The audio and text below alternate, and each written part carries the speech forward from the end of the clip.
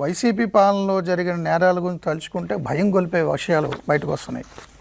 విశాఖపట్నంలో ప్రస్తుతం జైల్లో ఉన్నటువంటి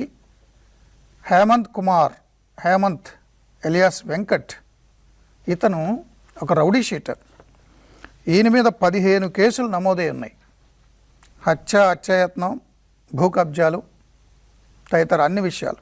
మీకు గుర్తుండే ఉంటుంది, కొద్ది నెలల క్రితం అప్పటి MP MVV Satyanarayana, YCP MP MVV Satyanarayana కుటుంబాన్ని కిడ్నాప్ చేసిన కేసులు కూడా ఈయనే.